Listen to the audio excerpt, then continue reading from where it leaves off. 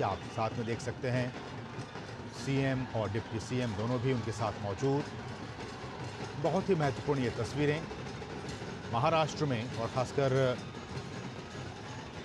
जिन सीटों पर अभी वोटिंग बाकी है, 20 मई को 5वें चरण में जो बची हुई 13 सीटें हैं उन पर वोटिंग होनी है, और इस लिहाज से ये रोड शो काफ़ी बहुत ज़्यादा महत्वपूर्ण हो जाती है। आपकी जानकारी के लिए बता दें, ये मौका है आपकी समझ को और दुरुस्त करने का। जानकारी हम आपको ये दे दें कि महाराष्ट्र में कुल जो लोकसभा की सीटें हैं वो 48 लोकसभा की सीटें हैं, और अब तक 4 चरणों में 35 सीटों पर वोटिंग हो चुकी है, और 20 मई को 5वें चरण में जो बची हुई 13 सीटें हैं उन पर वोटिंग होगी। और उस लिहाज से जिन सीटों पर वोटिंग होनी है 5वें चरण में, उस लिहाज से इस रोड शो को आप जोड़ कर देखिए तो बहुत ही महत्वपूर्ण ये बातें हो जाती है और ये तस्वीरें हो जाती है प्रधानमंत्री नरेंद्र मोदी। आज हमने देखा भी कि किस तरह से उन्होंने जनसभा को भी संबोधित किया महाराष्ट्र में। इस दौरान उन्होंने जो विपक्षी गठबंधन है उन पर जमकर उन्होंने हमले किए, निशाना साधा। और शाम के वक्त, इस वक्त प्रधानमंत्री ये सीधी तस्वीरें मुंबई से आप देख पा रहे हैं, जहां वो एक रोड शो में शामिल हो रहे हैं। और आप देखिए इन तस्वीरों में दोनों ही तरफ, सड़क के दोनों ही तरफ हज़ारों की तादाद में लोग प्रधानमंत्री की एक झलक पाने के लिए मौजूद हैं, और साथ साथ एकनाथ शिंदे और देवेंद्र फडणवीस भी उनके साथ इस रोड शो में शामिल हो रहे हैं। और ये जो इलाका है जहां इस वक्त प्रधानमंत्री रोड शो कर रहे हैं, ये मुंबई उत्तर पूर्व लोकसभा सीट में ये आता है। और ये जो मुंबई उत्तर पूर्व लोकसभा सीट है, इस सीट पर बीजेपी का सीधा मुकाबला जो शिवसेना यूबीटी है, उद्धव ठाकरे गुट, उनके साथ है, कांटे की टक्कर है। इस वक्त प्रधानमंत्री मुंबई उत्तर पूर्व लोकसभा सीट में मौजूद हैं और यहाँ पे इस रोड शो में शामिल हो रहे हैं।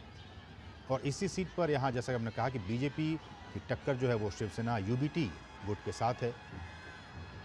और 5वें चरण में 20 मई को यहाँ पे चुनाव होने वाले हैं। और इस सीट से, मुंबई उत्तर पूर्व लोकसभा सीट से, जहाँ की इस वक्त प्रधानमंत्री मौजूद हैं, यहाँ से बीजेपी ने गुजराती मूल के जो मिहिर कोटेचा हैं उनको उन्होंने उम्मीदवार बनाया है। और बीजेपी के सामने शिवसेना यूबीटी के संजय दीना पाटिल वो खड़े हैं, उन दोनों के बीच में चुनौती है। और इस क्षेत्र में जो भांडुप है, घाटकोपर है, विक्रोली और कांजुरमार्ग, यहाँ पे कहा जाता है कि शिव सैनिकों का पुराना गढ़ है ये। लेकिन इस इलाके में गुजरातियों समेत जो बाकी जो प्रवासी हैं उनकी भी अच्छी खासी तादाद है, वो यहाँ के वोटर्स हैं। और इसीलिए चूँकि गुजराती का यहाँ ज़्यादा प्रभाव है, गुजराती अच्छी खासी तादाद में रहते हैं, इसलिए बीजेपी ने मिहिर कोटेचा को, जो कि गुजराती मूल के हैं, उनको यहाँ से बीजेपी ने अपना उम्मीदवार बनाया है। और इन सीट की बात की जाए तो जिन 13 सीटों पर वोटिंग होनी है उनमें मुंबई मेट्रोपॉलिटन रीजन की 10 सीटें भी शामिल हैं। धुले एक सीट है, डिंडोरी, नासिक, एमएमआर, जैसा कि हमने कहा कि मुंबई मेट्रोपॉलिटन रीजन, ये तमाम सीटें। हमारे साथ हमारे सहयोगी शिशिर भी इस वक्त इस रोड शो को कवर कर रहे हैं, मौजूद हैं। शिशिर, हम देख पा रहे हैं कि इन तस्वीरों में प्रधानमंत्री नरेंद्र मोदी हाथ हिलाकर सबका अभिवादन स्वीकार करते हुए आगे आगे महिलाओं की टोली, और सड़क के दोनों ही तरफ हज़ारों लाखों की तादाद में जो वोटर्स हैं, जो लोग हैं, वो मौजूद हैं पीएम की एक झलक पाने के लिए। कितना जोश और उत्साह आप वहाँ देख पा रहे हैं ग्राउंड जीरो से? बिल्कुल, देखिए, हालांकि इस वक्त मैं बताना चाहूंगा कि प्रधानमंत्री की अमूमन किसी पब्लिक के तो हम सभी जानते हैं कि कितनी तादाद में लोग होते हैं, लेकिन उससे भी कई ज्यादा तादाद में लोग इस रोड शो के लिए हम रास्ते के दोनों तरफ देख रहे हैं। इस वक्त ये रोड शो जहाँ से गुजर रहा है, आपने जीत फरमाया कि ये मुंबई नॉर्थ ईस्ट का इलाका है, सीट एक कॉन्स्टिट्यूंसी है और काफी इलाका माना जाता है। हालांकि इसके बावजूद हम देख पा रहे हैं कि लोग जो है बड़ी तादाद में यहाँ पर प्रधानमंत्री को देखने के लिए, उनकी एक झलक पाने के लिए यहाँ पर कई घंटों से खड़े थे। हालांकि धूप काफी है ज्यादा मुंबई में इस वक्त अगर देखा जाए, लेकिन धूप की परवाह नहीं है। और इसीलिए हर कोई आम हो, हर कोई खास हो, इस रोड शो पे अगर देख पाएंगे जिस प्रकार से विजुअल्स हम देख पा रहे हैं कि दोनों तरफ जो है बड़ी तादाद में लोग यहाँ पर मौजूद है। प्रधानमंत्री उनका दोगुना कर रहे हैं। हालांकि इस सीट का अगर हम मुआयना करें तो ये मुंबई की अगर इस पर्टिकुलर सीट के बारे में बात करें तो यहाँ पर गुजरात कोई इलाका है, लेकिन साथ ही सिर्फ गुजराती नहीं है, क्योंकि एक सम्मिश्र बस्ती हम कह सकते हैं जिसमें मराठी भी उतनी तादाद में है, बाकी अन्य जो लोग हैं वो उतनी तादाद में है। तो ऐसे में काफी महत्वपूर्ण होता है ये। एक जमाना था यहाँ पर अगर देखा जाए तो ये शिवसेना का गढ़ भी माना जाता है, लेकिन इसी गढ़ में अगर देखा जाए पिछले कुछ समय से अगर देखा जाए तो बीजेपी ने अपनी ताकत बढ़ाई है। फिर चाहे वो पिछला लोकसभा का चुनाव हो या फिर पिछले हम बात करें तो विधानसभा के चुनाव में अगर देखा जाए तो जो किया है बीजेपी द्वारा इसी जो इलाके का चुन कर आया है, घाटकोपर विक्टोरिया काजूमा वो इलाका है, बीजेपी के जो वोटर्स है तादाद काफी परिणाम दे रहे हैं। मुंबई की व्यस्ततम सड़कों में से एक सड़क जहाँ से इस वक्त प्रधानमंत्री का ये पूरा काफिला गुजर रहा है। हम देख पा रहे हैं कि दोनों तरफ जो है लोग यहाँ पर खड़े हैं। और दूसरी बात इसमें ये भी है कि स्पेसिफिक लोग नहीं बल्कि लोगों के लिए उनके मनोरंजन के लिए हम देख पा रहे हैं कि जो लोक नृत्य है महाराष्ट्र का, खासतौर पर मुंबई का जो कोली लोगों का कि कहा जाए तो बस्ती थी मुंबई सबसे पहले उनके द्वारा बताई गई थी, तो उसकी झलक भी इस रोड शो में दिखाई दे रही है। सिर्फ मराठी नहीं बल्कि जैसे मैंने कहा सम्मिश्र इलाका है ये, तो ऐसे में जो दक्षिण भारत के लोग भी है बड़ी तादाद में यहाँ पर रहते हैं, तो वो भी लोग जो है रास्ते पर उतरा है। जहाँ से रास्ता गुजरता है वह लंबी इमारतें भी है, तो कुछ अगर देखा जाए ऊंचे ऊंचे टावर्स भी है, लेकिन लोग इस वक्त खिड़कियों पर छज्जों पर चढ़कर हालांकि प्रधानमंत्री मोदी की झलक पाना चाहते हैं। हालात ये है कि जहां पर रास्तों में अगर देखा जाए तो गाड़ियों का ट्रैफिक जाम हुआ करता था, आज इन्हीं रास्तों पर देख पा रहे हैं कि लोग जो है बड़ी तादाद में यहाँ पर दिखाई दे रहे हैं। दरअसल ये ऑफिस छूटने का वक्त होता है, लेकिन लोगों को उसकी परवाह नहीं है, क्योंकि जिस प्रकार से उनका उत्साह देख रहे हैं, ट्रेडिशनल अटायर हो, सब कुछ लोग जो है देखने आए, इनका स्वागत करने आए हैं। बिल्कुल। तो ऐसे में हम समझ पा रहे हैं कि इस वक्त इस इलाके में बीजेपी का कितना बड़ा जोर है, और शायद ये जोर आजमाइश है इस वक्त प्रधानमंत्री मुख्यमंत्री और मुख्यमंत्री और प्रधानमंत्री के साथ इस रोड शो में सम्मिलित होते हैं। हालांकि तकरीबन किलोमीटर का ये पूरा रोड शो होगा। बिल्कुल बिल्कुल, तो हम देख पा रहे हैं तस्वीरों में किस तरह से लोगों का जोश और उत्साह है, और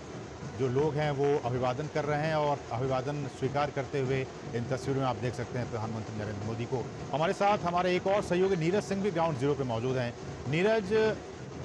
ये तस्वीरें भी काफ़ी महत्वपूर्ण हैं, और इससे पहले भी हमने देखा है कि जब भी प्रधानमंत्री किसी भी शहर में, भारत के किसी भी कोने में हो, चाहे वो उत्तर में हो, दक्षिण में हो, पूरब में हो, पश्चिम में हो, देश के किसी भी हिस्से में जाते हैं और इस तरह के रोड शो करते हैं, जनसभाएं करते हैं, लोगों का काफ़ी हुजूम उसमें उमड़ता है, महिलाएं बढ़ चढ़ कर आती हैं। और आप चूंकि वहाँ ग्राउंड जीरो पे मौजूद हैं, क्या कुछ बता पाएंगे वहाँ से? ठीक है, बिल्कुल। और ये हुजूम असीम बताता है कि कितना प्यार अपने प्रधानमंत्री को जो लोग हैं वो देश भर के देते हैं। आप देखें कि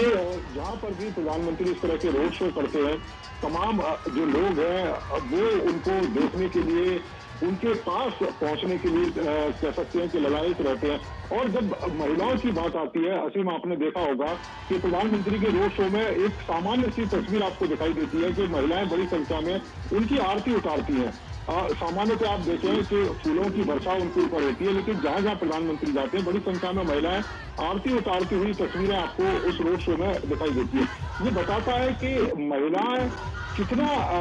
अपने प्रधानमंत्री का आदर करती हैं, अपने प्रधानमंत्री की जो बातें हैं, प्रधानमंत्री की ये योजनाएं, उन पर कितना विश्वास करती हैं। आप देखें कि ये वो महिला है जो पहले घरों में रहती थी और कुछ अपॉर्चुनिटी नहीं रहती थी, आर्थिक रूप से कमजोर रहती थी, लेकिन तमाम तरह की योजनाएं जिस तरीके से केंद्र सरकार ने, मोदी सरकार ने इन महिलाओं को लेकर जो लेकर आए, उसका जो फायदा है इनको मिला। और वही कह सकते हैं कि जो महिलाएं आपको रोड शो में दिखाई देती हैं। आप देखें कि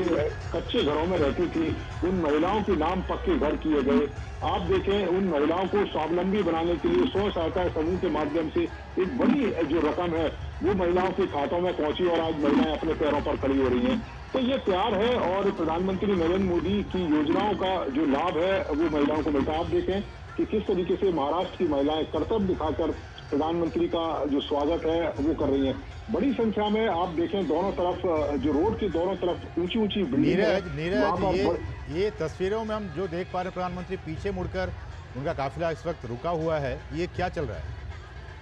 देखिए पीछे बड़ी संख्या में लोग हैं और खासतौर से महिला और युवा हैं जो मोदी मोदी की जो आवाज है वो काफी देर से लगा रहे थे और प्रधानमंत्री उस आवाज को सुनकर थोड़ी देर के लिए रुके और वहां पर महाराष्ट्र के अलग अलग हिस्सों से ये कह सकते हैं कि जो कलाकार हैं वो अपनी कला का प्रदर्शन कर रहे हैं और इस समय जो उप मुख्यमंत्री हैं देवेंद्र फडणवीस उनको बता रहे हैं कि किस तरीके से जो महिलाएं हैं, इसके अलावा जो युवा जो लोग अलग अलग जगह से आए हैं जो अपनी कला का प्रदर्शन कर रहे हैं, उस कला के बारे में प्रधानमंत्री नरेंद्र मोदी को बता रहे हैं। और आप देखें कि महिलाएं किस तरीके से नृत्य कर रही हैं, प्रधानमंत्री के आगे महिलाएं बड़ी संख्या में चल रही हैं और वो नृत्य करके एक तरीके से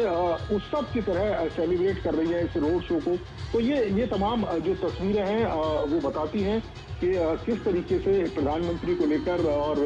यहाँ के जो लोग हैं वो किस तरीके से जो उत्साह है उनको ये दिखाई दे रहा है। और दूसरे ये काफिला जब रुका हुआ है तो प्रधानमंत्री कुछ जो टीवी के जो पत्रकार हैं उनको साक्षात्कार भी इस रोड शो के दौरान दे रहे हैं और अपनी तमाम योजनाएं, किस तरीके की रणनीति है, किस तरीके से वो कैंपेन कर रहे हैं, कौन कौन से इश्यूज हैं, इन पर उन पत्रकारों से बातचीत है प्रधानमंत्री रोड शो के दौरान वो भी कर रहे हैं। तो आप देखें कि ये जो तस्वीरें हैं और इस समय मुख्यमंत्री महाराष्ट्र, उप मुख्यमंत्री महाराष्ट्र प्रधानमंत्री के साथ रोड शो में उस गाड़ी पर सवार हैं। आप देखें कमल का फूल एक जो बच्चा है उसके द्वारा दिखाया जा रहा है और इसके साथ साथ कई सारी आपने तस्वीरें भी देखी होंगी प्रधानमंत्री के रोड शो के अलावा। जब प्रधानमंत्री रैलियों को संबोधित करते हैं तो प्रधानमंत्री की तस्वीर को लेकर, उनकी माता की तस्वीर को लेकर बड़ी संख्या में लोग आते हैं और प्रधानमंत्री निराश भी नहीं करते हैं और यही कारण है कि प्रधानमंत्री के प्रति जो प्यार है वो महाराष्ट्र के लोगों के द्वारा यहाँ पर आपको दिखाई दे रहा है। बिल्कुल। और नीरज, जैसा कि आपने बताया कि वहाँ पे किस तरह से महिलाएं अच्छी खासी तादाद में हैं और आपने जिक्र किया कि किस तरह से महिलाओं के लिए जो बीते 10 वर्षों में केंद्र सरकार की तरफ से योजनाएं चलाई गई हैं उनका कितना फ़ायदा हुआ है उन महिलाओं को, और इसलिए आप देखिए अच्छी खासी तादाद में वहाँ पे महिलाएं मौजूद हैं। और इन तस्वीरों में सड़क के दोनों ही तरफ नीरज हम युवाओं को भी देख पा रहे हैं, इसलिए कि 10 वर्षों में केंद्र सरकार ने युवाओं के लिए भी, चाहे वो जो उनके कौशल विकास की बात हो, उनके रोज़गार की बात हो, इन तमाम क्षेत्रों में स्टार्टअप्स की बात हो, इन तमाम क्षेत्रों में सरकार ने युवाओं के लिए भी खासा काम किया है। इसलिए इन तस्वीरों में हम देख पा रहे हैं कि अच्छी खासी तादाद में युवाओं भी मौजूद हैं, उसमें लड़के लड़कियां सब हैं। ठीक है, बिल्कुल काम किया है और आप देखें कि जिस तरीके से मोदी सरकार लगातार काम कर रही है हर वर्ग को लेकर, आप सिर्फ युवाओं तक ही ना सीमित रहें, आप महिलाओं को देखें, युवाओं को, किसानों को, इसके अलावा जो मध्यम वर्ग के लोग हैं, तमाम जो पिछड़े समुदाय के लोग हैं उनके लिए जिस तरह की योजना है, आप देखें ये युवा जो पहले तमाम नौकरियां या कह सकते हैं कि अपॉर्चुनिटी के लिए एक तरीके से महरूम रहता था और प्रधानमंत्री नरेंद्र मोदी की तमाम योजनाएं हैं उसका लाभ इस युवा को मिल रहा है। स्टार्टअप के माध्यम से, इनोवेशंस के माध्यम से ये लोग अपने लिए रोजगार तो पैदा कर ही रहे हैं बल्कि दूसरे लोगों को भी रोजगार दे रहे हैं, दूसरे लोगों को भी जो सक्षम है वो बना रहे हैं। आप देखें कि आज मुंबई एक सुरक्षित सिटी के तौर पर जाना जाता है और जब सिटी सुरक्षित रहेगी तो निश्चित तौर पर कारोबार भी वहाँ पर बेहतर होगा, रोजगार और रोजी रोटी के जो धंधे हैं वो भी ज्यादा सक्षम तरीके से चलेंगे। यही कारण है कि आप देखें कि युवाओं को बड़े संख्या में रोजगार दिए गए, उनके लिए स्टार्टअप, मुद्रा जो लोन है वो शुरू किए गए। बहुत सारे जो गरीब लोग हैं जो जिनकी इच्छाएं होती हैं कारोबार करने, जिनकी इच्छाएं होती है कुछ काम धंधा खोलने की, लेकिन आर्थिक रूप से उतने सक्षम नहीं होते हैं, लेकिन आप देखें कि मुद्रा योजना के तहत उन लोगों को बिना गारंटी के ऋण मिलता है और वो अपने लिए रोजगार पैदा कर सकते हैं और दूसरे लोगों को उस रोजगार से जोड़ भी सकते हैं। यही कारण है कि युवाओं का प्रधानमंत्री के प्रति एक विशेष कह सकते हैं कि जो लगाव है वो रहता है। और दूसरा, प्रधानमंत्री को देखें कि जिस तरीके से प्रधानमंत्री जो कह सकते हैं कि पीपल टू पीपल कनेक्ट करते हैं, तमाम अपनी योजनाओं का जिक्र वो रैलियों में करते हैं। एक नीरज जो इस वक्त मैं देख रहा हूँ तस्वीरों में, बहुत अच्छा मैसेज सकल हिंदू समाज घाटकोपर की तरफ से कि मेरी चौखट पे चल के आज मेरे प्रधान आए हैं, बजाओ ढोल स्वागत के कि देश के प्राण आए हैं। इस तरह के जो बहुत ही दिल को छू लेने वाले जो संदेश हैं वो भी वहाँ पे 400 साल का सपना आपने किया अपना, इस तरह के जो मैसेज हैं वो वहाँ पे जो युवा हैं और उसमें भगवान राम की जो तस्वीरें हैं वो लगी हुई हैं। तो इस तरह से एक जोश और उत्साह है कि खुद प्रधान उनके बीच आए हैं और 400 साल 500 साल का जो सपना है वो पूरा हुआ। इस तरह के प्लेकार्ड भी वहाँ पे लोग दिखा रहे हैं। देखिए बिल्कुल दिखा रहे हैं और ऐसे तमाम तरह के प्ले कार्ड आपको मिलेंगे और ये बताता है कि लोग किस बेसब्री से राम मंदिर का इंतजार कर रहे थे, किस बेसब्री से रामलला का इंतजार कर रहे थे कि वो अपने घर में पहुंचे। और ये एक सपना ही था और किसी ने उम्मीद भी नहीं करी थी कि इतना जो भव्य है वो राम मंदिर बनेगा। और यही कारण है कि लोग अपनी जो खुशी है उसको प्रकट कर रहे हैं प्ले कार्ड के माध्यम से। और जिस तरीके से आप देखें कि प्रधान सेवक के तौर पर प्रधानमंत्री कार्य करते हैं,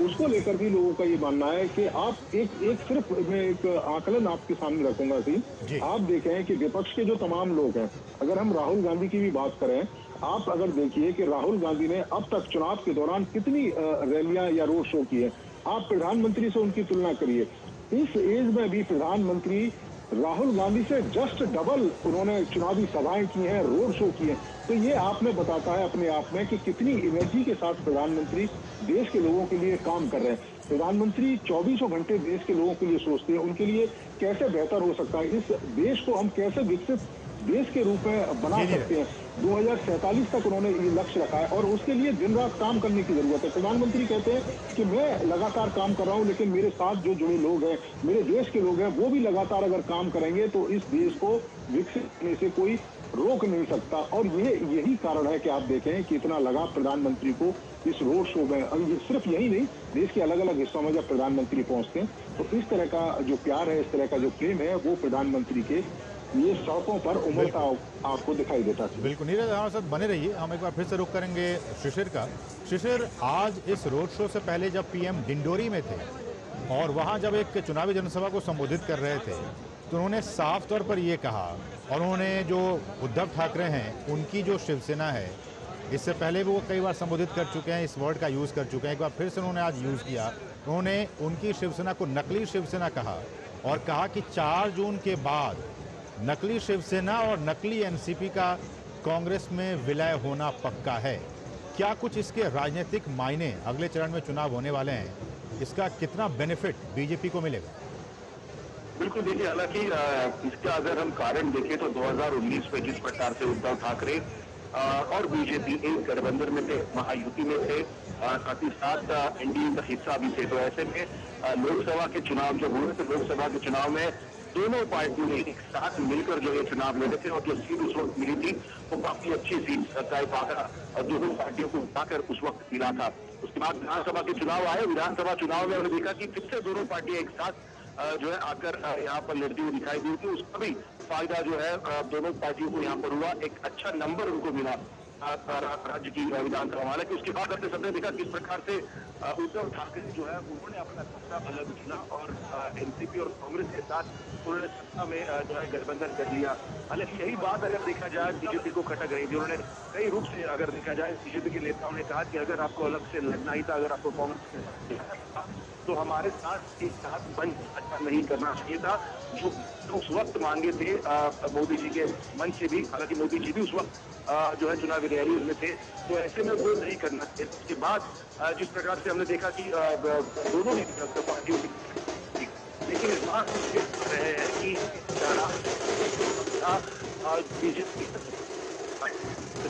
जाहिर सी बात है कि जिस प्रकार से दोनों पक्षों की आइडियोलॉजी है, जिस प्रकार से दोनों पक्ष सालों से काम करते आ रहे थे, तो ऐसे शिवसेना का हिस्सा जरूर चाह रहा था कि वो जो है बीजेपी के साथ यानी एनडीए के साथ आगे बढ़े। तो ये कारण थे कि बीजेपी इस प्रकार से हमने देखा कि शिवसेना में 2 पार्ट हो चुके थे। एक जो कि एकनाथ शिंदे, हालांकि हमने देखा कि उन्होंने कहा कि हम विचारों के साथ आगे बढ़ते ठाकरे ने दिखे थे बढ़ रहे वाला ये बात कही थी कि मैं कांग्रेस के साथ बिल्कुल नहीं जाऊंगा। उन्हीं विचारों को लेकर एकनाथ शिंदे कहते हैं कि वो आगे बढ़ रहे हैं और जो विचारों का साथ था, एक विचारों के साथ था। और इसीलिए इस बार उन्होंने देखा कि किस प्रकार से 2020 में सत्ता परिवर्तन, 21 में सत्ता परिवर्तन हुआ और एकनाथ शिंदे जो है फिर से बीजेपी के साथ आ गए। तो ऐसे में बीजेपी भी स्पष्ट किया कि एक विचार गलत किया है। जी शिशिर। दूसरी बात ये दिखाती है कि उन्होंने कहा कि असली शिवसेना कौन, असली शिवसेना कौन। तो इसमें अगर देखा जाए तो आंकड़ों की बात करें तो हालांकि आंकड़े अगर देखा जाए तो इलेक्शन कमीशन के सामने इलेक्शन कमीशन ने सभी चीजों को है। तो ऐसे में जो दूसरी शिवसेना है वो कौन है, तो इससे प्रधानमंत्री आगाह है तो असली शिवसेना वो हमारे साथ है। और जो शिवसेना नवी विचारों के साथ अलग हुई है वो उद्धव ठाकरे की। हालांकि इसमें अगर देखा पड़ेगा कि किस प्रकार से उद्धव ठाकरे हो या फिर हम बात करें खासतौर पर एकनाथ शिंदे की बात करें, एकनाथ शिंदे ने इस बार देखा जाए 15 सीटें जो मिली है। और प्रधानमंत्री ने जिस प्रकार से बीजेपी प्रत्याशियों का चुनाव अगर देखा जाए पूरा एक रैली उन्होंने निकाली थी, सपोर्ट किया था, पब्लिक मीटिंग्स की थी, रोड शो किए थे, उसी प्रकार के जो उनके अलाइज है मतलब एकनाथ शिंदे के जो प्रत्याशी है उनके लिए भी प्रधानमंत्री जो है विदर्भ का दौरा किया, उन्होंने मराठवाड़ा का किया। हालांकि सर ने कहा कि वो जो पश्चिम महाराष्ट्र है वहां पर भी बड़े तादाद पर वो आए। और अब मुंबई की हम बात कर रहे हैं तो मुंबई में प्रधानमंत्री आए। तो ऐसे में प्रधानमंत्री ने स्पष्ट कर दिया है कि उनके साथ वही शिवसेना है जो पिछले 25 सालों से बीजेपी के साथ थी, महायुति में थी। ये उनका कहने का काफी स्पष्ट विषय है। और लोगों के सामने जब प्रधानमंत्री जाते हैं तो इसी बात को लेकर जाते हैं कि विचारों में कोई जो है अंतर नहीं है और इसीलिए जो इस वक्त लोग हमारे साथ है उसी विचारधारा पर काम कर रहे हैं और चल रहे हैं। तो अब ये लोगों के पाले में गेंद है कि लोग क्या सोचते हैं। हालांकि लोगों ने, जैसे मैंने पहले कहा कि लोगों ने उनको चुन के दिया था कि इसकी विचारधारा की पार्टियां हैं और ऐसे में उनको विधानसभा में पिछली अच्छे बहुमत मिले थे और साथ ही साथ अगर देखा जाए तो एक अच्छा आंकड़ा इन दो शिवसेना हो या फिर बीजेपी हो, उन दोनों को मिला था। तो ऐसे में लोगों ने उस वक्त भी चुन के दिया था और इसीलिए अमूमन प्रधानमंत्री शायद इस बात को जानते हैं कि अगर शिवसेना उनके साथ रही तो उसका फायदा भी जो है गठबंधन सरकार को होगा। इस प्रकार से सीटों का गणित जुटाना है, उसमें अगर देखा जाए तो एकनाथ शिंदे की शिवसेना जो है, जो असली शिवसेना का जिक्र वो करते हैं, उसका भी एक बड़ा रोल, अहम रोल महाराष्ट्र में होगा। और इसलिए हमने देखा कि पिछली बार से ज्यादा इस बार रैलीज की है। हालांकि लोग ये कहते हैं कि इस बार रैलीज की संख्या ज्यादा है, लेकिन हम ये भी बताना चाहेंगे जिस प्रकार से प्रधानमंत्री कहते हैं कि मेहनत वो काम के द्वारा करते हैं, लेकिन जो काम करते हैं वो लोगों तक पहुंचाने के लिए, उनको बताने के लिए भी ज्यादा मेहनत करनी पड़ती है। इस बार हम वो भी देख पा रहे हैं कि जिस प्रकार से ताबड़तोड़ रैलियां पूरे महाराष्ट्र में हुई है, तो जो काम हुआ है प्रधानमंत्री कह रहे हैं उन काम को लोगों तक ले जाने की जरूरत है। और हालांकि जब भी प्रधानमंत्री बीजेपी कार्यकर्ताओं से बात करते हैं, किसी भी मीटिंग में देखा जाए तो उनका यही जो होता है, काम तो पूरा है वो लोगों तक पहुंचता है। इलेक्शन करता है लोगों तक पहुंचने का, उनको समझाने का भी किस प्रकार से कार्य हुआ है। तो इसमें दो चीजें काफी महत्वपूर्ण होगी। शिवसेना इस वक्त जिस प्रकार से उन्होंने शिवसेना ये लोगों के सामने रखने के लिए इतिहास क्या था और इस वक्त उनके पास जो है वो कौन है जो लोगों को बताने के लिए किया है। जी ठीक है, हम इसी बात को आगे बढ़ाएंगे। हमारे साथ हमारे जो सलाहकार संपादक विनोद मिश्र जी हैं वो भी इस वक्त हमारे साथ इस चर्चा में जुड़ चुके हैं। विनोद जी, आपका बहुत बहुत स्वागत है। और विनोद जी, ये आपसे जानना चाहेंगे जिस बात का जिक्र शिशिर कर रहे थे, क्योंकि सत्ता पक्ष जो है महाविकास अघाड़ी, उनकी बातें कुछ और है, जो विपक्ष में चाहे वो एनसीपी के जो शरद पवार गुट है वो, या फिर उद्धव ठाकरे का जो शिवसेना है वो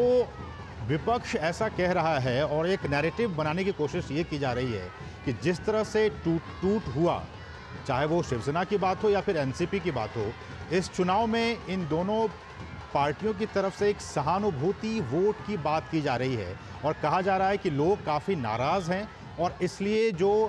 एक सहानुभूति वाली जो वोट है वो ट्रांसफ़र हो जाएगा उद्धव ठाकरे की शिवसेना को और शरद पवार के एनसीपी को। आपकी प्रतिक्रिया इस पर? अभी मैं अभी शिशिर की ही बात को थोड़ा सा आगे बढ़ाता हूं आपके सवाल पे आने के लिए। ये देखिए, ये मुंबई का आज ये पहली बार पीएम मोदी का ये रोड शो है और जब ये मुंबई का पीएम मोदी का ये रोड शो आप कहते हैं तो ये भी आपको हमें समझना पड़ेगा कि मुंबई का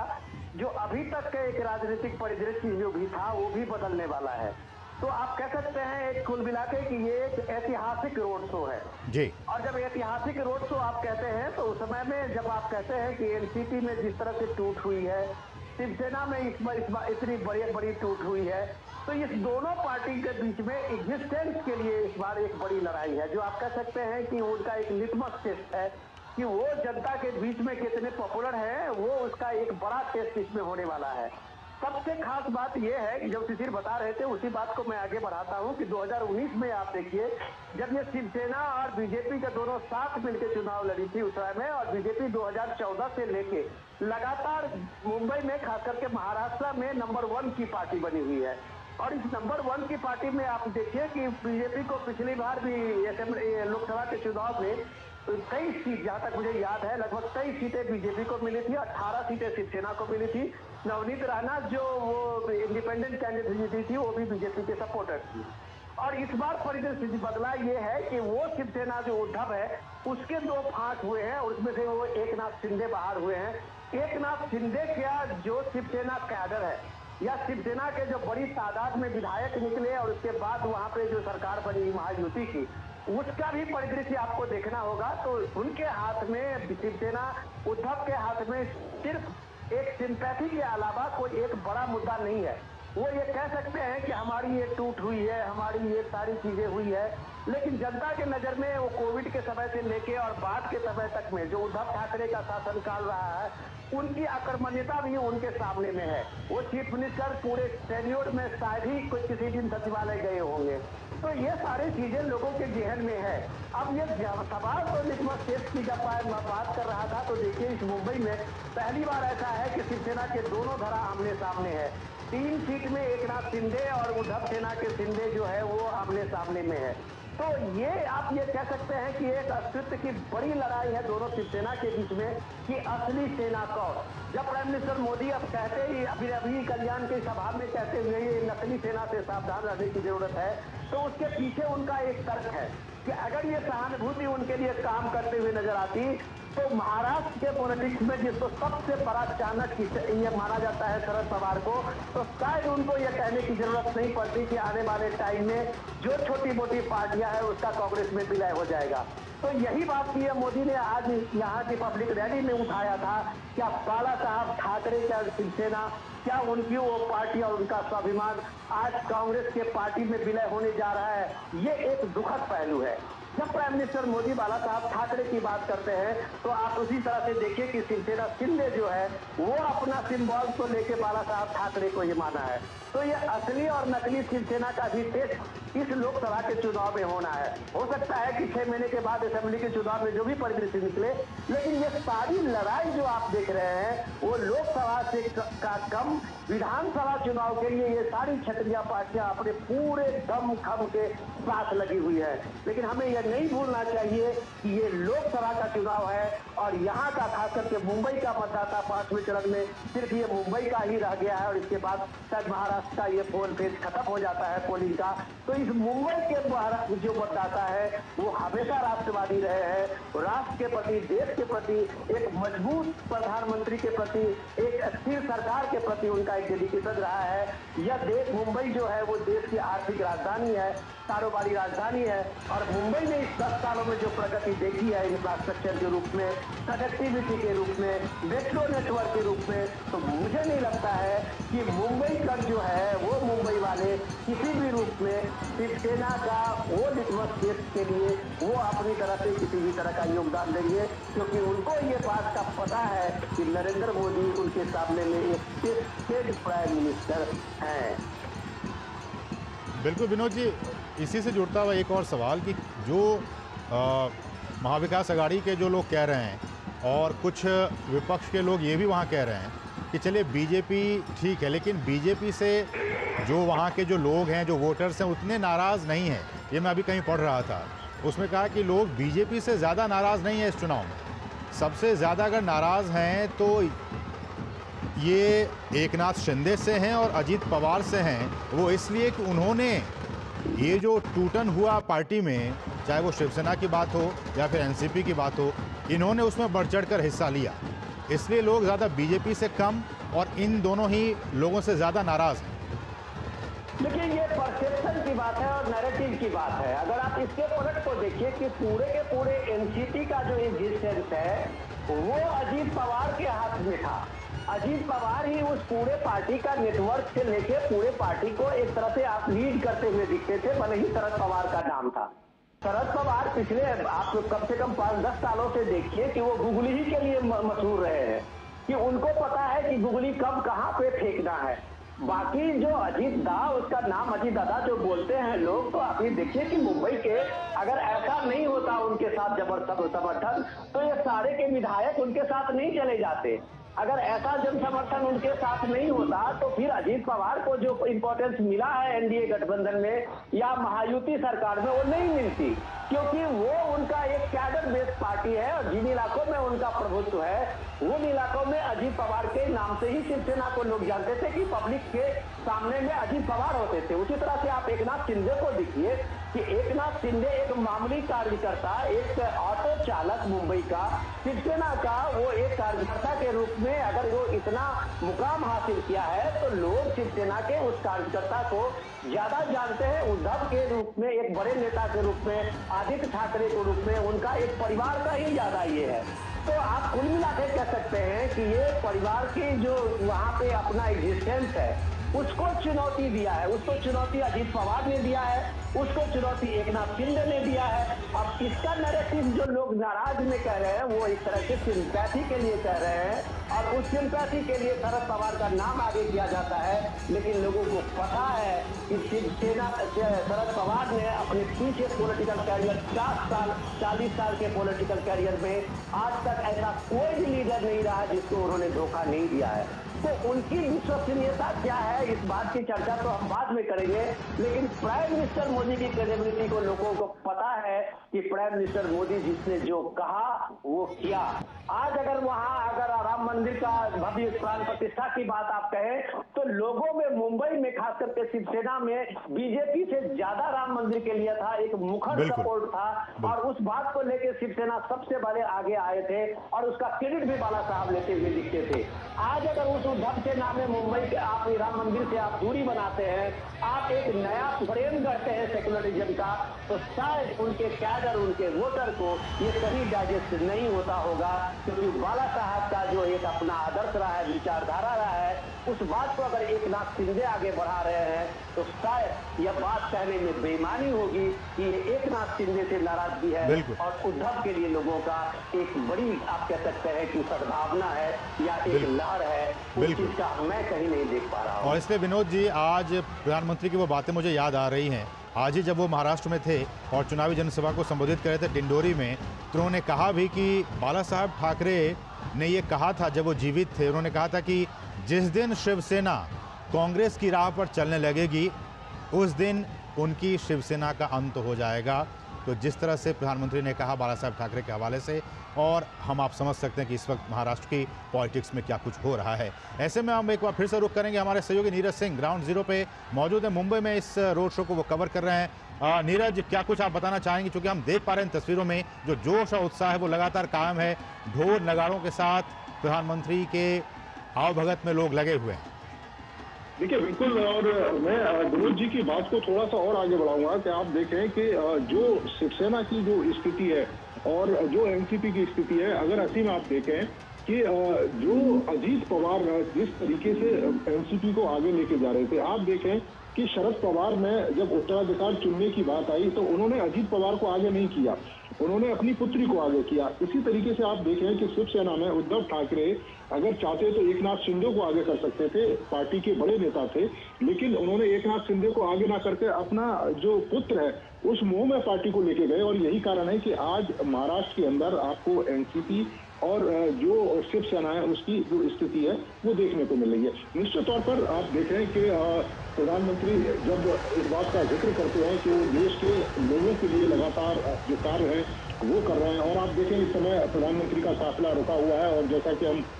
आपको जिक्र भी कर रहे थे कि प्रधानमंत्री मीडिया के कुछ लोगों के साथ जो इंटरव्यू है वो भी इस रोड शो के दौरान दे रहे हैं। और ये जो दृश्य आपको दिखाई दे रहे हैं कि महाराष्ट्र में जिस तरीके से घाटकोपर इलाके में जो लोग हैं, आप देखें कि 400 पार नहीं लोगों ने 450 पार के जो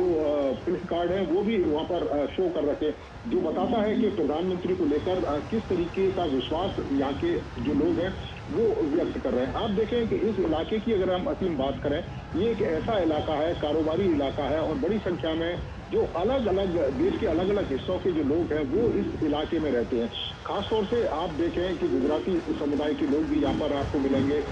जो पंजाब से कुछ समुदाय के जो लोग हैं वो यहाँ पर मिलेंगे, साउथ इंडिया से भी यहाँ पर जो लोग हैं बड़ी संख्या में रहते हैं। तो आपको एक तरीके की एक मिनी इंडिया की जो झलक है वो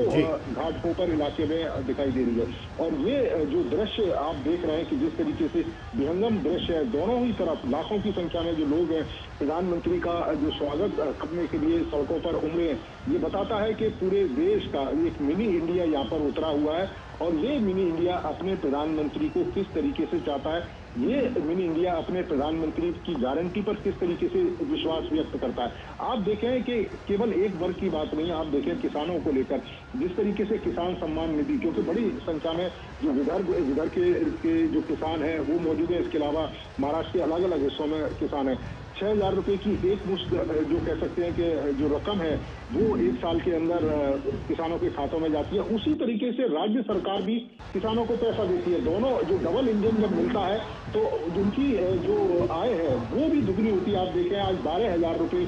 किसानों को यहाँ पर मिल रहे हैं। इस तरीके से अगर आप देखें कि युवाओं के लिए तमाम तरह के स्टार्टअप यहाँ पर शुरू हुए, एक तरीके से आर्थिक नगरी है, बड़े पैमाने पर अर्थतंत्र यहाँ से पूरे देश का यहाँ पर चलता है। बॉलीवुड यहाँ पर मौजूद है और उस बॉलीवुड में काम करने के लिए लाखों की संख्या में जो लोग हैं उनको रोजगार मिलता है। केवल जो हीरो है वही एक्टिंग नहीं करता, तमाम हीरो के पीछे ये कह सकते हैं कि ऑफ कैमरा तमाम लोग होते हैं जिनको बड़े पैमाने पर रोजगार मिलता है, क्योंकि बड़ी संख्या में यहाँ से पिक्चरें बनती है। आप देखें कि बड़ी बड़ी मल्टीनेशनल जो कंपनीज हैं उनके यहाँ पर ऑफिस है, उनमें लाखों की संख्या में जो लोग हैं वो यहाँ पर काम कर रहे हैं। आप देखें कि महिलाओं को लेकर जिस तरीके से रोजगार के तमाम साधन उपलब्ध कराए गए हैं, उन महिलाओं को जो घर की चार दीवारी में रहती थी आज ऑफिसों में जाकर वो काम कर रही है, लोगों के साथ कंधे से कंधे मिलाकर आगे बढ़ रही है। आप अगर यहाँ पर देखें कि जिस तरीके से विकास की तमाम योजनाएं प्रधानमंत्री ने पिछले 10 सालों में महाराष्ट्र के अंदर जिस तरीके से शुरू की है, चाहे रोड कनेक्टिविटी की बात हो, रेल कनेक्टिविटी की बात हो,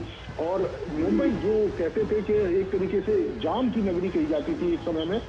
आज उस जाम की स्थिति में सुधार हुआ है, क्योंकि बड़ी पैमाने पर सड़कें भी बनी है, फ्लाईओवर भी बने हैं, अंडरपास बने हैं, कनेक्टिविटी को बढ़ावा दिया गया है। और यही इस विकास की बात प्रधानमंत्री कहते हैं कि जब चहुमुखी विकास होगा तो भारत तेजी के साथ विकसित होगा। और यही कारण है कि आप देखें कि प्रधानमंत्री की इस विकास की गारंटी में महाराष्ट्र के लोग उनका साथ देते हुए इस रोड शो में नजर आ रहे हैं। बिल्कुल, तो विकास का कार्य बीते वर्षों में हुआ है और इस बात का जिक्र हमारे सहयोगी नीरज सिंह कर रहे हैं। विनोद जी, मैं आपके पास आना चाहूँगा और एक छोटी सी जानकारी हम अपने दर्शकों को ये दे दें कि इसी साल इस साल के आखिर तक महाराष्ट्र में विधानसभा के चुनाव भी होने वाले हैं और 2019 में जब पिछला चुनाव हुआ था विधानसभा का, उसके बाद से वहाँ के पॉलिटिक्स में, वहाँ की राजनीति में एक बड़ा बदलाव आया है। विधानसभा चुनाव के ठीक बाद बीजेपी और शिवसेना का गठबंधन जो है वो टूट गया था और शिवसेना कांग्रेस और एनसीपी के साथ चली गई थी। लेकिन उसके बाद 2022 में शिवसेना के भी दो टुकड़े हो गए और जो एनसीपी थी वो 2023 में टूट गई, जैसा कि हम जिक्र कर रहे थे अभी। शिवसेना का जो शिंदे गुट है और एनसीपी का अजित पवार गुट वो बीजेपी के साथ चला गया, जो कि इस वक्त महायुति का हिस्सा है। और वहीं महाराष्ट्र में इसका मतलब कि सीधा मुकाबला इस बार के चुनाव में, लोकसभा चुनाव में या फिर आने वाले विधानसभा चुनाव में, जो महायुति है बनाम महाविकास अघाड़ी के बीच है इस बार का चुनाव। और इसमें शरद पवार की एनसीपी और उद्धव गुट का जो वो है और कांग्रेस पार्टी एक साथ है। ऐसे में विनोद जी, मेरा सवाल ये कि चूंकि प्रधानमंत्री को इस वक्त हम देख पा रहे हैं, बीजेपी ने बहुत अच्छा खासा स्टेक लगाया है इस बार के लोकसभा चुनाव में, 48 सीटें हैं महाराष्ट्र में। ऐसे में जो बीजेपी ने और प्रधानमंत्री मोदी ने जो नारा दिया है कि इस बार 400 पार का नारा,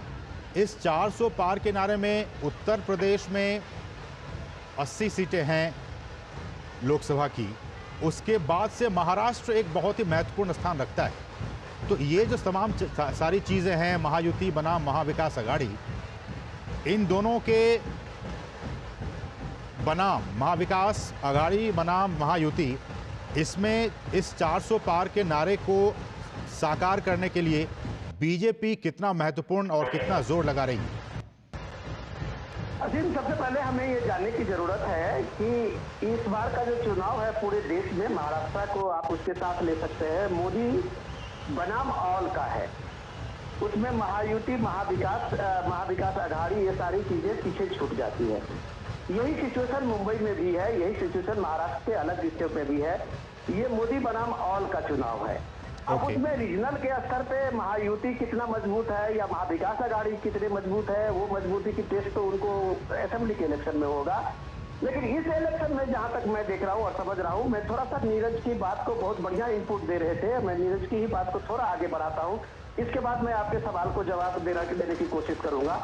जो इम्पोर्टेंट ये है, जो नीरज बता रहे थे कि जो काम बोलता है, और जब ये काम बोलता है तब आप देखते हैं ये लोगों के भीड़, मुंबई जैसे आर्थिक नगरी है, ये देश के कारोबारी राजधानी है, वहां अगर लोग इतने लाखों की तादाद में लोग सड़क के दोनों किनारे खड़े होके अगर पीएम के अभिवादन के लिए खड़े हैं, तो आप कह सकते हैं कि ये मुंबई के लोग अपनी कृतज्ञता जाहिर कर रहे हैं पीएम मोदी का। वो चाहे इंफ्रास्ट्रक्चर डेवलपमेंट का हो, वो चाहे आतंकवाद का जो मुंबई का सिलसिला था, आपने देखा होगा, हमने सारी दुनिया उस बात को पता है, 26/11 के धमाके का, उसके बाद वो ट्रेन का ब्लास्ट, वो सारी चीजें। तो वो जो एक गारंटी है पीएम मोदी का कि उसके बाद आपने देखिए कि एक बम तो दूर, एक पटाखा तक कहीं नहीं फूटा। तो ये गारंटी और ये आश्वासन जो कारोबारी राजधानी में छोटे कामगार से लेके और बड़े उद्योगपति को मिलता है, फिल्म इंडस्ट्री को मिलता है, बॉलीवुड को मिलता है, ये सारे लोगों को मिलता है, तो जाहिर सी बात है, आप कह सकते हैं कि मुंबई देश के सबसे बड़ा जीडीपी देने वाला अगर शहर है, तो मुंबई को एक आर्थिक विकास के साथ साथ उसकी सुरक्षा का भी केंद्र सरकार में, मोदी सरकार ने पूरी तरह से ख्याल रखा है। जहां आप ये कह सकते हैं कि जो वर्ल्ड क्लास जो इंफ्रास्ट्रक्चर की बात आप कहते हैं, तो वर्ल्ड क्लास इंफ्रास्ट्रक्चर अगर किसी को मिला है तो सबसे ज्यादा मुंबई और मुंबई के आसपास के सारे इलाके को मिले हैं। क्या बात, इंफ्रास्ट्रक्चर में मोदी सरकार का बजट 11 लाख करोड़ से ज्यादा है, और उस 11 लाख करोड़ का बजट आप देखें कि मुंबई के और उसके पास के आउटस्कर्ट जो है वो कितना सिमट गया है। एक आप अगर एक इंफ्रास्ट्रक्चर, बड़े इंफ्रास्ट्रक्चर की बात करें, तो सबसे बड़ा इंफ्रास्ट्रक्चर जो था उसका मुंबई ट्रांस था, जो हार्बर लिंक था। आप उसकी बात करें कि एक नदी मुंबई, जो मुंबई से घंटों लगता था लोगों को जाने में, उसकी दूरी ये हार्बर जो लिंक है वो बनने से, मुंबई ट्रांस लिंक बनने से 20 मिनट पहुंच गई है। ऐसे अगर आप मुंबई और पुणे का डिस्टेंस देखिए तो उसको कितने घंटों में नितिन गडकरी का वो इंफ्रास्ट्रक्चर डेवलपमेंट वहां किया है, सड़कों का जाल बिछा हुआ है। तो आर्थिक गतिविधि जहां बढ़ती है उस कारोबारी राजधानी में, तो उसका क्रेडिट कहीं न कहीं आपको कम से कम केंद्र में मोदी सरकार को देना होगा। और यही एक्नॉलेजमेंट है उस भीड़ का, जो उसकी गति बढ़ी है, उसकी स्पीड बढ़ी है। तो वो जो मोमेंटम बना है मुंबई का और शहर का, जो वर्ल्ड क्लास इंफ्रास्ट्रक्चर मिला है वहाँ के कारोबारी को, वहाँ के जो कामगार करने वाले लोग हैं, छोटे उद्योगपति हैं, ये वर्ल्ड क्लास इंफ्रास्ट्रक्चर ने मुंबई के आर्थिक राजधानी बनने का एक गौरव दिया है, जो गौरव और वो सपना इस दौर में हकीकत में बदला है। अब आपके मूल सवाल पे आता हूँ कि जब आप डिवीजन की बात करते हैं, तो ये डिवीजन आप देखिए कि कोई भी नेता है वो कम से कम इस बात को जानता है कि वो किसके साथ अलायंस कर रहा है। अगर ये स्थिति कांग्रेस की मजबूत होती तो कांग्रेस के वहाँ जो निवर्तमान अध्यक्ष थे वो रिजाइन करके शिवसेना में शामिल हुए हैं। कांग्रेस के जो सबसे बड़े कद्दावर लीडर मराठा के थे अशोक चौहान, वो वहां से रिजाइन करके बीजेपी में शामिल हुए हैं और सांसद बने हैं। ऐसे मिलिंद देवड़ा का आप नाम लीजिए, वो शिंदे के रूप में शामिल हुए हैं। गोविंदा का नाम लीजिए, कांग्रेस के पहले एमपी बॉलीवुड का, ये वहां मुंबई से बने थे, तो वो देखिए शिवसेना शिंदे के शामिल हुए हैं। तो वो अगर अपना भविष्य इस एनडीए अलायंस महायुति में देख रहे हैं, तो आप इस बात को खारिज नहीं कर सकते कि वहां महाविकास आघाड़ी का एक बड़ा एग्जिस्टेंस है जो कोई न कोई चमत्कार दिखाएगा।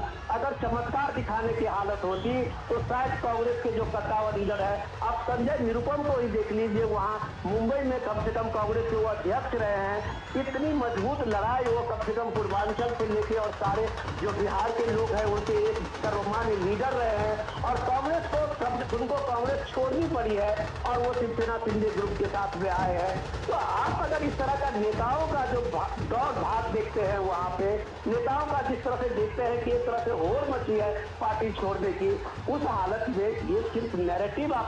हम इसको कह सकते हैं कि जो बनाया जाता है कि महायुति के अगेंस्ट में महाविकास आघाड़ी अभी भी कायम है, तो ये बात किसी न किसी तरह से जब हम ग्राउंड पे लाते हैं तो वो बेकार साबित होती है, वो झूठ साबित होती है। अगर ऐसा नहीं था तो आप ये देखिए कि कांग्रेस के पास दो अपने, जहां से कांग्रेस लगभग 50 साल से चुनाव लड़ती रही है, वहां उसके दो कैंडिडेट मिले जो प्रिया दत्त ने मना किया था उसमें चुनाव लड़ने का। तो आप ये देखिए कि सिचुएशन ग्राउंड क्या है, जहां एक पार्टी को अपने एक मजबूत कैंडिडेट नहीं उतार पा रहा है और वो कैंडिडेट जो है वो सीधे शिवसेना के खाते में चला जा रहा है, उद्धव के खाते में चला जा रहा है। तो आप कह सकते हैं कि ये एक दूसरे का कंधा थामे हुए हैं। उस आंधी में बचने के लिए जो लगता है कि कहीं ना कहीं हमारा मिल के साथ मिलने से, साथ रहने से कहीं हमारा वजूद बच जाएगा, और ये सिर्फ वजूद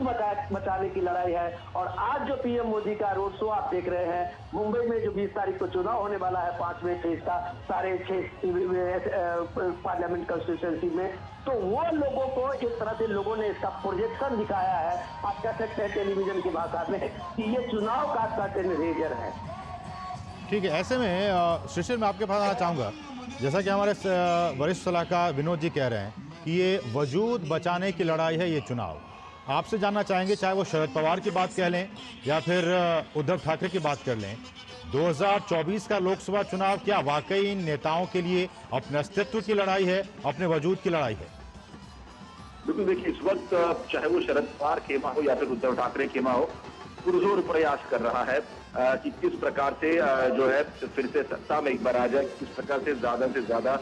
सीटें पाई जाए। और इसलिए हम अमूमन देख पा रहे हैं, फिर जुबानी जंग भी हम देख पा रहे हैं, किस प्रकार से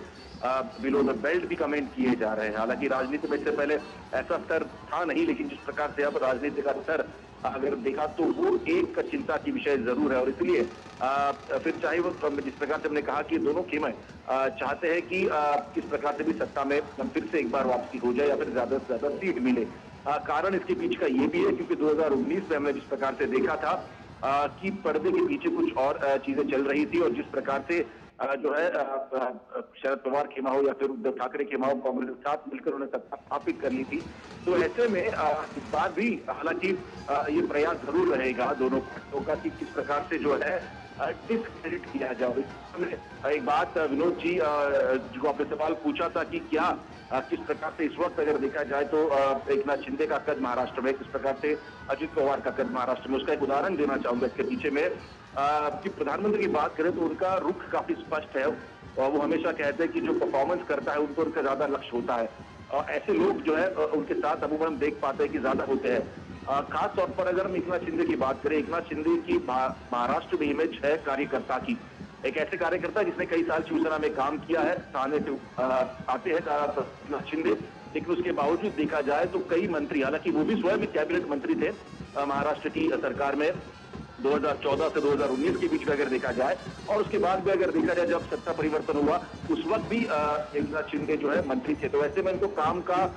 किस प्रकार से काम किया जाता है पता है। और एक बात, महाराष्ट्र में जिस चर्चा हो रही है इंफ्रास्ट्रक्चर डेवलपमेंट, हालांकि उसमें अगर सबसे अग्रणी नाम अगर लेकर दिया जाए इस वक्त तो है समृद्धि महामार्ग, जो कि नागपुर से मुंबई जोड़ा जाता है। हालांकि समृद्धि महामार्ग को पूरा करने के लिए देवेंद्र फडणवीस ने अगर देखा जाए तो पुरजोर कोशिश की थी, लेकिन उनके पीछे भी कोई खड़े थे, कोई मंत्री, और जो मंत्रालय खड़ा था तो वो था एकनाथ शिंदे का मंत्रालय। तो ऐसे में ये बात प्रधानमंत्री काफी अच्छी तरीके से जानता है कि किस प्रकार से एकनाथ शिंदे, क्योंकि अभी मुख्यमंत्री बने हैं, लेकिन एक कार्यकर्ता के रूप में वो किस प्रकार से कार्य करते हैं। और इसीलिए जब शिशिर मेरा सवाल भी यही विनोद जी से था कि जिन सीटों पर भाजपा ने अपने सहयोगी पार्टी को, चाहे वो एकनाथ शिंदे की पार्टी हो या फिर अजित पवार की पार्टी को, अपने सहयोगियों को जिन सीटों से मैदान में उतारा है, कहा यह जा रहा है, राजनीतिक विश्लेषक ये कह रहे हैं कि एक सहानुभूति के जो वोट है वो विपक्षी पार्टी को मिलता हुआ नजर आ रहा है, क्योंकि वो लोग कह रहे हैं कि बीजेपी का इसमें ज्यादा रोल नहीं है, लेकिन इन लोगों ने इस टूट में हिस्सा लिया इसलिए हम इसको वोट नहीं देंगे। क्या ये बातें सच है? कितना दम है इन बातों में? बिल्कुल, इसी बात पे आ रहा था। दरअसल ये प्रयास है कि परसेप्शन क्रिएट करने की कोशिश की जा रही है, या फिर हम ये कह सकते हैं कि सवाल भी उठाने की कोशिश की जा रही है। लेकिन इसको इस वक्त लोग बीजेपी के साथ है वो लोग कौन है वो भी देखना काफी जरूरी है। उन्होंने इसके पहले क्या कार्य किया है वो भी देखना जरूरी है। सहानुभूति अब जो अगर देखा जाए तो अपने स्तर पर है, लेकिन at the end of the day लोगों को रिजल्ट जो है वो चाहिए होता है। रिजल्ट ओरिएंटेड काम क्या इन दोनों नेताओं ने किए, तो जाहिर सी बात है अगर पिछला उनका कार्य का अगर हम देखें जिस प्रकार से कार्य किया तो उसमें रिजल्ट दिखता है, तो ये सबसे प्रमुख पहली बात है। दूसरी बात, लोग और साथ साथ जो पार्टी के कार्यकर्ता है वो किसके साथ है, अगर वो भी अगर देखा जाए तो उस पैमाने पर इस वक्त अगर देखा जाए तो ज्यादा से ज्यादा लोग जो है एकनाथ शिंदे के साथ है, ज्यादा से ज्यादा लोग अजित पवार के साथ है। अच्छा, उसके पीछे का कारण भी अगर देखें वो लोग क्यों उनके साथ है, तो जैसे मैंने पहले कहा कि कार्य जिस प्रकार से किया जाता है पार्टी में, जो उनका कद है, जब एकनाथ शिंदे शिवसेना में थे जाहिर सी बात है एक कैबिनेट मंत्री उनका दर्जा था, लेकिन उसके बावजूद हम देख पा रहे थे कि कई लोग उनसे मिलने आ रहे थे, जो खुद जो कैबिनेट मंत्री थे वो भी उनसे मिलने आ रहे थे, कामुक थे। वही लहजा अगर देखा जाए अजित पवार का भी है, उनका भी काम करने का तरीका अमूमन उस तरह से अगर देखा जाए तो सेम ही है। तो ये दोनों की जो मान सकती है तो उसके पीछे कारण है। आपके दोनों लोग इस वक्त अगर देखा जाए बीजेपी के साथ जुड़े हैं, तो इसका असर क्या होगा ये धरातल पर अगर देखा जाए तो जनता तो तय करेगी, लेकिन हमने अगर इसके पीछे पूरी अगर देख ली तो इसका उत्तर जो है वो काफी सहज होगा देने के लिए, लेकिन फिर भी इसका जवाब जो है जनता 4 तारीख को दे ही देगी। ये प्रमुख मुद्दा उसमें रहा है। दूसरी और एक बात इसमें ये भी है कि इस बार अगर देखा जाए तो आपने सही कहा कि आने वाले समय विधानसभा के चुनाव होने जा रहे हैं, लेकिन विधानसभा चुनाव से पहले लोकसभा चुनाव में अगर इस प्रकार से ताकत प्रधानमंत्री लगाते हैं, न ही सिर्फ भाजपा के प्रत्याशियों के लिए बल्कि एकनाथ शिंदे के प्रत्याशियों के लिए भी और साथ ही साथ अजित पवार के लिए भी, जिस प्रकार से पूना में सभा होती है, जिस प्रकार से मराठवाड़ा में सभा होती है, जिस प्रकार से आज हमने देखा कल्याण में सभा हुई थी, तो ऐसे में ये काफी सीधा और सटीक प्रयास है भाजपा का ये कहने के लिए कि जो लोग हमारे साथ है उनके लिए प्रधानमंत्री जो है इस वक्त रास्ते पर उतरा है, सपोर्ट उनको पुरजोर किया जाएगा और उनको सशक्त बनाने का भी प्रयास किया जाएगा। क्योंकि ये भी सवाल उठाए जा रहे थे कि बीजेपी के साथ जो छोटी मोटी पार्टी आती है, जो राजनीतिक पार्टी आती है, खासतौर पर रीजनल पार्टीज आती है, उनका अस्तित्व क्या होता है, ये भी सवाल जो है विपक्ष द्वारा उठाए गए थे। तो हालांकि ऐसे में अगर देखा जाए तो जो सीटें चुन के आने वाली है वो एकनाथ शिंदे की पार्टी से जो है जीत के आने वाली है। महाराष्ट्र में ये भी कहा जा रहा था कि एकनाथ शिंदे जो है तकरीबन उनसे 8 या 9 या 10 सीटें मिलेंगी, लेकिन इस वक्त हम देख पा रहे हैं कि एकनाथ शिंदे जो है 15 सीटें जो है उसके आसपास वो लग रहे हैं महाराष्ट्र में। तो ऐसे में सीटों का अगर आंकड़ा देखें तो वो भी जो है दिया गया है। तो ऐसे में जो ये प्रयास करने का कोशिश की जा रही थी कि जो है रीजनल पार्टीज को जो है यहाँ पर बीजेपी खत्म करना चाहती है, तो उसका उत्तर जो है स्वयं बीजेपी ने दिया है। जिस प्रकार से सीटों का बंटवारा हुआ है, लोग ये कहते हैं कि छोटी रीजनल पार्टीज है उनके जो प्रत्याशी है उनको गिराने का प्रयास बीजेपी करती है। तो ऐसे में स्वयं प्रधानमंत्री इस वक्त जो है मैदान में है और जो उनके साथ अलाइड पार्टनर्स हैं उनके प्रत्याशियों के लिए भी जो है चुनावी सभा कर रहे हैं। तो इन सभी मुद्दों को टैकल जो है बीजेपी से इस प्रकार से किया जाए। जो मुद्दे विपक्ष द्वारा उठाए जा रहे हैं, जैसे मैंने कहा ये कुछ मुद्दे थे जो कि सामने आ रहे थे, विपक्ष बार बार उसको उठा रहा था, तो उसका प्रयास भी जो है प्रधानमंत्री द्वारा हालांकि इस प्रकार के जो रैलीज है, जो कार्य वो किए जो कर रहे हैं उससे सामने आ रहा है। अब आगे वाले समय में अगर देखा जाए तो किस प्रकार से विधानसभा चुनाव का गणित होगा, काफी जटिल इस वक्त अगर स्थिति महाराष्ट्र में है और खासतौर पर 2019 की बात हो चुकी है, क्योंकि जिस प्रकार से 2 फाड़ हुए हैं, फिर चाहे वो एनसीपी हो या फिर हम बात करें शिवसेना की हो, तो ऐसे में प्यास लगाना वैसे तो काफी मुश्किल है कि किस प्रकार से चुनावी गणित यहाँ पर बैठते हैं। लेकिन जहां तक बात करें कि कौन सी राह पर कौन सी पार्टी चल रही है और अगर उसको अगर देखा तो आने वाले समय में किस प्रकार से जो विजय संपादित कर पाएगी, ये भी अनुमान लगाना काफी कठिन नहीं होगा। शिशिर, बहुत महत्वपूर्ण बात आप कह रहे हैं और जैसा कि हमने कहा भी कि जो सत्तारूढ़ महायुति गठबंधन है 48 में से 45 सीटें जीतने का लक्ष्य रखा है और इन 45 सीटों का जीतने का जो लक्ष्य रखा है इसके लिए प्रधानमंत्री खुद चुनावी मैदान में उतरे हुए हैं और तमाम उनके साथ जो एनसीपी की बात हो या फिर शिवसेना की बात हो, तमाम लोग उनके साथ हैं ताकि जो एक सपना है प्रधानमंत्री का कि 400 पार हम जाएंगे, एनडीए 400 पार, उसके लिए महाराष्ट्र भी एक बहुत ही महत्वपूर्ण राज्य है उत्तर प्रदेश और बिहार के साथ साथ। ऐसे में हमारे साथ नीरज सिंह भी लगातार बने हुए। नीरज, आप इन चर्चाओं को सुन रहे हैं, आप अगर इसमें कुछ ऐड ऑन करना चाहें। नीरज, आप हमारे साथ बने हुए हैं? आवाज आ रही है आपको? जी जी जी, बताएं। मैं वही कह रहा हूँ कि विनोद जी जिस आर्थिक नगरी की बात कर रहे थे और जिस तरह के डेवलपमेंट की बात जो हमारे संवाददाता शिशिर हैं वो कर रहे हैं, मैं आपको बता दूं कि महाराष्ट्र सरकार ने आने वाले 5 सालों में 1 ट्रिलियन इकोनॉमी का लक्ष्य रखा है। और जी। ये लक्ष्य बताता है कि जब आप देखें कि हम 5 ट्रिलियन इकोनॉमी की जब बात प्रधानमंत्री करते हैं कि किस तरीके से आने वाले समय में भारत को $5 ट्रिलियन की अर्थव्यवस्था बनाना है, और उसमें से $1 ट्रिलियन की अर्थव्यवस्था का जिक्र महाराष्ट्र सरकार करती है कि आने वाले 5 सालों में करेंगे। और आप देखें कि उसके लिए जो बड़े पैमाने पर जो प्रोजेक्ट के जो प्रस्ताव हैं वो भी सामने आए हैं, जिसमें ट्रांसपोर्ट और इंफ्रास्ट्रक्चर की तमाम परियोजना है उसको पूरा किया जाना बाकी है। आप देखें कि जिस तेजी के साथ महाराष्ट्र विकास के राह पर आगे चल रहा है, उसका जो फायदा है वो आने वाले समय में जो महाराष्ट्र के लोग हैं या देश के अलग अलग हिस्सों से महाराष्ट्र में जो लोग काम कर रहे हैं उनको आने वाले समय में मिलेगा। और यही कारण है कि जो डबल इंजन की जो बात लगातार प्रधानमंत्री करते हैं कि अगर 2 राज्य सरकार और केंद्र सरकार मिलकर अगर लगातार काम करेंगे तो उसका सबसे ज्यादा जो लाभ है वो आम लोगों तक ही पहुंचेगा। चाहे आयुष्मान योजना की बात हो, चाहे गरीब लोगों को घर देने की बात हो, गरीब लोगों के लिए रोजगार के लिए तमाम साधनों को उपलब्ध करवाने की बात हो। आप देखें कि आज भी हमारी जो राष्ट्रीय जीडीपी है उसमें 10% का योगदान महाराष्ट्र से ही मिलता है। सबसे ज्यादा जो राजस्व है वो जनरेट करता है महाराष्ट्र। तो ये बताता है कि महाराष्ट्र के अंदर कितनी क्षमताएं हैं, और इस क्षमताओं को अगर इसी तेजी के साथ काम में ढाला गया तो इसका लाभ न केवल महाराष्ट्र के लोगों को मिलेगा बल्कि पूरे देश को उसका लाभ मिलेगा, क्योंकि देश के तमाम हिस्सों से अलग अलग जो लोग हैं वो महाराष्ट्र के अंदर रहते हैं। तो यही कारण है कि इस अर्थ नगरी को, जिसे माया नगरी भी कहते हैं, अर्थ नगरी भी कहते हैं, विकास के पथ पर तेजी से आगे ले जाने की जरूरत है। और पिछले कुछ समय में जिस तरह की रुकावटें आई, जिस तरह की अड़चनें आई, चाहे महाराष्ट्र की राजनीति एक अलग दिशा में चली, केंद्र और राज्य सरकार में जो टकराव है वो भी देखने को मिला, लेकिन अब वो टकराव देखने को नहीं मिल रहा है। वो विकास की योजनाएं तेजी के साथ आगे बढ़ रही हैं, उसका जो लाभ है वो महाराष्ट्र के लोगों को मिल भी रहा है, और वो जो लाभ महाराष्ट्र के लोगों को मिल रहा है वो इस समय प्रधानमंत्री के साथ सड़कों पर आपको दिखाई भी दे रहे हैं। क्योंकि ये आप समझें कि ये एक ऐसी नगरी है जो 24 घंटे चलती है। यहाँ पर लोगों के लिए 5 मिनट का समय नहीं होता किसी दूसरे को देने के लिए। ये इस तरह की नगरी है, लेकिन उसके बावजूद भी कई घंटों से यहाँ लोग इंतजार कर रहे हैं प्रधानमंत्री का। ये बताता है कि महाराष्ट्र के लोग प्रधानमंत्री की गारंटी, प्रधानमंत्री की योजनाएं और प्रधानमंत्री जो विकसित भारत के लक्ष्य को लेकर आगे चल रहे हैं, चाहे हमारे सांस्कृतिक मूल्यों की सुरक्षा की बात हो, चाहे हमारी धरोहरों की सुरक्षा की बात हो, उनको सम्मान देने की बात हो, उसी सम्मान के साथ ये महाराष्ट्र के लोग खड़े हुए हैं, जो बताता है कि ये नगरी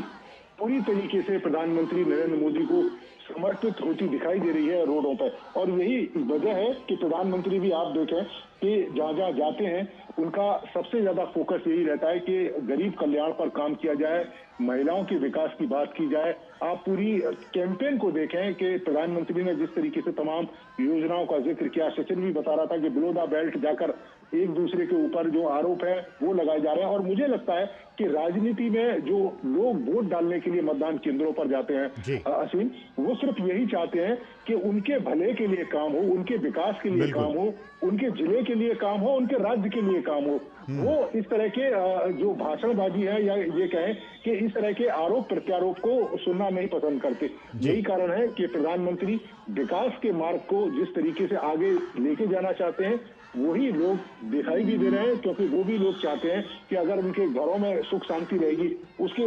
जिले में सुख शांति रहेगी, राज्य में सुख शांति रहेगी, तो उसका लाभ उसके परिवार को भी मिलेगा, राज्य को भी मिलेगा, जिले को भी मिलेगा। और विकास के जिन लक्ष्यों को लेकर पार्टी आगे चल रही है, विकास के जिन लक्ष्यों को आम आदमी चाहता है, वो लक्ष्य भी पूरे होंगे। और यही कारण है कि प्रधानमंत्री लगातार विकसित भारत की बात करते हैं। बिल्कुल नीरज, आपने बिल्कुल सही कहा। और बीते 10 वर्षों में भारतीय राजनीति की जो दिशा और दशा बदली है, जिसमें कि केंद्र बिंदु में विकास को लाकर रख दिया गया है। ये 10 साल पहले की स्थितियां नहीं हुआ करती थी, कुछ और ही मुद्दे हुआ करते थे, लेकिन बीते 10 वर्षों में प्रधानमंत्री नरेंद्र मोदी ने, उनके विजन ने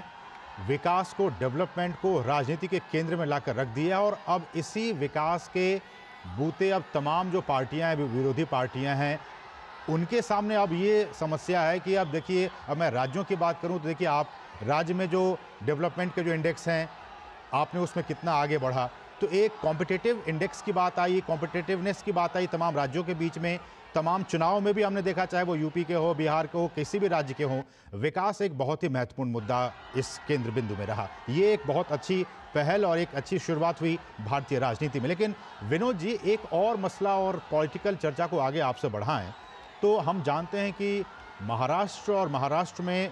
मराठा जो एक समुदाय है काफ़ी मुखर है, काफ़ी प्रखर रहा है चुनाव में, चाहे वो लोकसभा की बात हो या फिर विधानसभा चुनाव की बात हो। 28% जो मराठा वोट बैंक है वो महाराष्ट्र में है और बीते कुछ समय से हम देख रहे हैं कि मराठाओं के आरक्षण को लेकर बहुत सारी चर्चाएं हुई, बहुत सारी बातें हुई, बहुत सारी चीज़ें महाराष्ट्र में घटित हुई। आपसे हम जानना चाहेंगे कि इस बार के लोकसभा चुनाव में महाराष्ट्र में मराठा आरक्षण कितना बड़ा मुद्दा है और इस पर जो महायुति की जो सरकार, जो गठबंधन है, उसका क्या स्टैंड है? मैं इसी बात को आगे बढ़ाते हुए थोड़ा सा जो नीरज ने भी बताया है उसमें कुछ वैल्यू एडिशन करता हूँ। बढ़िया नीरज टॉपिक को इनपुट आपको दे रहे थे जी। सबसे पहले तो ये देखिए कि मैं तो अभिभूत हूँ कि मुंबई जैसे महानगर में और इस तरह की जो रोड शो तो मैंने अपनी जिंदगी में कभी नहीं देखी थी। इतनी भीड़ और इतने सारे लोगों में, उन लोगों में उल्लास और वो उत्सुकता जो प्राइम मिनिस्टर का एक एक अभिवादन लेने और देने के लिए किस तरह से आकुल है। अपने अपने हाथों में मोबाइल फोन लिए एक एक पल को अपने उस तस्वीर को उतार लेने और उसको साक्षी बनने के तैयार इस लाखों की भीड़ को जब आप देखते हैं तो आपको लगता है कि प्राइम मिनिस्टर मोदी ने इस 10 साल में यही कमाया है। आज अगर आप देखते हैं इस रोड शो के जरिए तब आपको हमको ये एहसास होता है कि प्राइम मिनिस्टर मोदी चाहे उत्तर हो, दक्षिण हो, पूरब हो, पश्चिम हो, अगर वो जननायक हैं तो सच में इस देश के लोगों के लाखों करोड़ों लोगों के वो दिल के सबसे पॉपुलर लीडर, सबसे लोकप्रिय लीडर हैं और इसलिए वो जननायक है। ये रोड शो ही उनको एक जननायक का वो एक खिताब देता है जब आप वो हाथ लहराते हुए हजारों लाखों की भीड़ को आप देखते हुए कि प्राइम मिनिस्टर के काफिले को किस तरह से स्वागत करते हुए आगे बढ़ते हुए प्राइम मिनिस्टर का वो काफिला और हाथ लहराते हुए मोबाइल फोन को सब ऑन किए हुए और एक एक तस्वीर को अपने साझा करते हुए अपने तस्वीर को यादगार बनाने के लिए लोग किस तरह से आकुल है। तो आप कह सकते हैं कि उसमें एक चीज याद चर्चा में हमें करना जरूरी है कि आप देवेंद्र फडणवीस को भी देख रहे हैं। मुंबई में पिछले दशकों में, शायद इसीलिए इसको बेहतर बताएंगे, देवेंद्र फडणवीस ऐसे चीफ मिनिस्टर हुए हैं जिन्होंने 5 साल का टेन्योर पूरा किया है जी। मुंबई में आज तक ये कभी होता नहीं रहा है। मुंबई में चाहे कांग्रेस की सरकार हो, ये एनसीपी के साथ में मिला जुला के सरकार बनती थी, शरद पवार कभी भी वहां पे अपनी पार्टी की सरकार नहीं बना पाए हैं। हर समय में उनके साथ में एक मिली जुली का ये कॉम्बिनेशन हुआ करता था। तो वो सारी चीजें जब आप देखते हैं और इस समय में देवेंद्र फडणवीस के साथ में एकनाथ शिंदे हैं तो आप कह सकते हैं कि इस दौर का मुंबई में एक दोनों और खासकर अजीत पवार को भी ले लें तो ये पब्लिक के सबसे बड़े चेहरे हैं और वो जब इतना बड़ा फेस आपके सामने में होता है तब आप कह सकते हैं कि जो सेनापति है इस पूरे महाभारत के उस ये सत्ता के संग्राम का, तो उसके पीछे में वो सेनापति के साथ में वो बड़े योद्धा भी हैं जो महाराष्ट्र में उनकी अपनी भूमिका है। जहां तक आपने मराठा आंदोलन और मराठा की बात की तो मैं आपके सामने में जस्ट एक एग्जाम्पल दूंगा कि ये बारामती का चुनाव आपने पिछले फेज में देखा होगा। जिस बारामती चुनाव को लेकर बारामती का पूरा इलाका जो मराठा का एक बेल्ट और मजबूत बेल्ट कहा जाता है, जिसके शरद पवार एक अघोषित लीडर माने जाते हैं, वो पूरे के पूरे अपने बेटी को जिताने के लिए और बेटी के राजनीति को सर्वाइव में पहुंचाने के लिए उनका पूरा जोर इस पे लगा हुआ था और उसी को चैलेंज करते हुए कि मराठा का लीडर आज कौन है, तो अजीत पवार और शरद पवार में ये संग्राम मचा हुआ था। संग्राम अजीत पवार ने अपने पत्नी को वहाँ पे ये मुझे याद नहीं है उनका नाम, और अजीत पवार की वाइफ जो है वो वहाँ से खड़ी हुई थी। तो ये ननद भाभी का वो जो संग्राम था वो एक तरह से मराठा लीडर के रूप में भी एक तरह से ये सामने में आई थी कि मराठा लीडर कौन है। जी, हमारे पास समय की कमी है। बहुत बहुत शुक्रिया विनोद जी हमारे साथ जुड़ने के लिए और साथ ही साथ हमारे सहयोगी, दोनों सहयोगी नीरज सिंह और शिशिर सलार, आपका भी इन तमाम ताज़ा अपडेट्स को ग्राउंड जीरो से हम तक पहुंचाने के लिए बहुत बहुत शुक्रिया। तो जनादेश के आज के इस अंक में बस इतना ही। मुझे और हमारी पूरी टीम को दीजिए अनुमति। नमस्कार।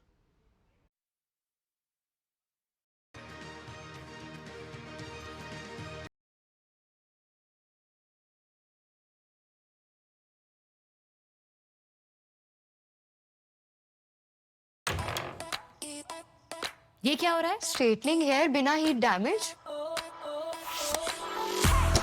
ये ट्राई करो। Philips with Nourish Care technology, India's first hair straightener designed to style with no heat damage. Innovation in you, Philips.